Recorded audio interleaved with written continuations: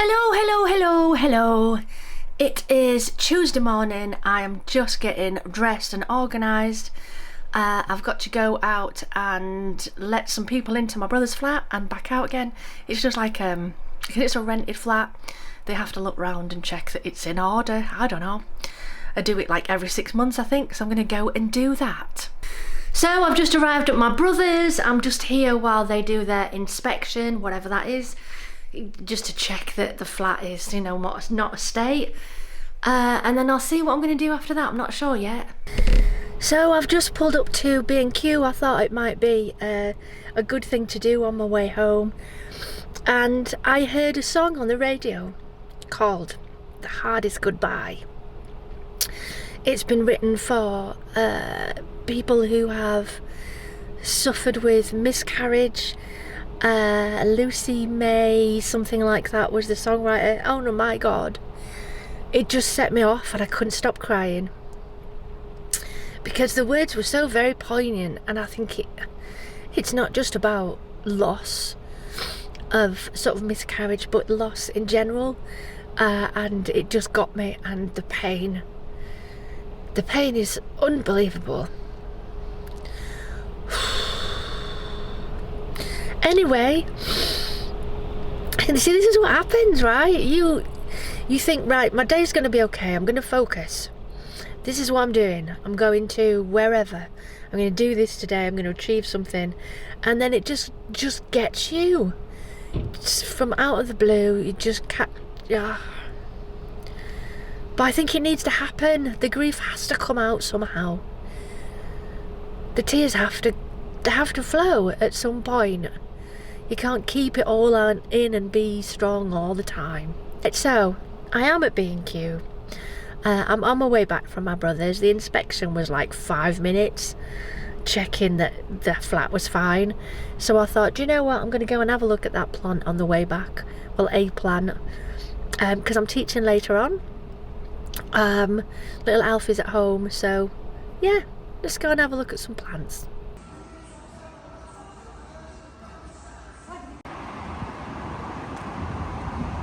So I'm in the car now. I've decided to just go for it. So we've got this one here, which is a dragon tree for a warm room.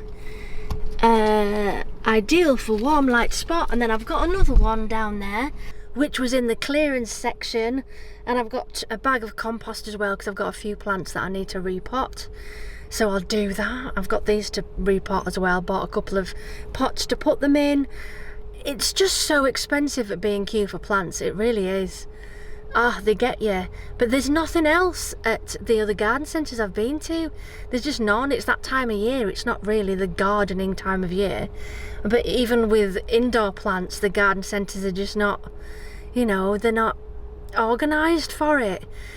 So I'm going to go home, take all these plants home, do a bit of potting up before I start teaching later on. Right, so I'm home. The ones that I've bought is this one here, which is a Strelitzia. It was in the, what do you call it, the clearance. And this one over here, which has got the lean on. And I'm going to just do some repotting, I think, because there's a few others you can just see at the side here that need organisation. Oops.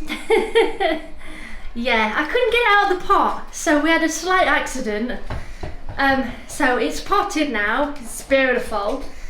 But yeah, slight issue, but I managed to get another plant out of it. So yeah.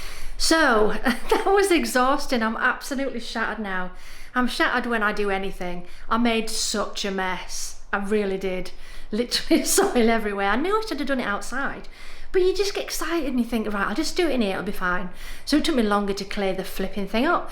So I'll just move around and show you what I've got in my conservatory now. Excuse the dog toys on the floor, and I will mop it. I'm just waiting for some of the soil to dry because it's easier to get up once it's dry and then mop. So yeah, I'll show you what I've done. So this one, I've managed to separate this one into two because it was getting a bit sort of pot bound, so I've split it into two. That one, I've repotted it because it was getting a bit pot bound as well, and put some fresh soil in. This one was there before and is doing amazingly well. This is a new one. This was from the bargain corner. I've potted that one up. We've got a spider plant that I had before. This is a relatively new one that I got from Spring Green, which you'll probably remember. This one that I cut down from last year because it kind of burnt in the sun, so it's sort of growing. Then this one that I already had that you've seen, and these brand new ones, which was actually 3. This was 3, but when I was potting it, I managed to get 1 out. So now I've made it into 2. So yeah, that's everything. And I think it's becoming quite the little Jumanji conservatory. It's looking really lovely. I'm really pleased with it. Please excuse the floor. Like I say, I'm gonna mop that once the soil is dry. You alright there, Alfie? I've just remembered as well, I was gonna redo the spider plant because it's got some little, I forgot what you call them, but little bits coming off, and I could probably plant them into another pot. But saying that, I don't think I've got any more pots left. Let me have a look. Nah, I've only got this plasticky thing left, so I best get myself some more pots, and then I can split the spider plant as well. So I think it's time for a rest. I'm looking really pale, so yeah, I definitely think it's time for a rest because I've got a bit of teaching later, but I've only got 4 lessons, so that's 2 hours. So I'll keep it, you know, minimal while I'm waiting for this heart operation. Oh, I forgot to say that I got my letter yesterday from the hospital that said I'm on the waiting list now for the cardio version.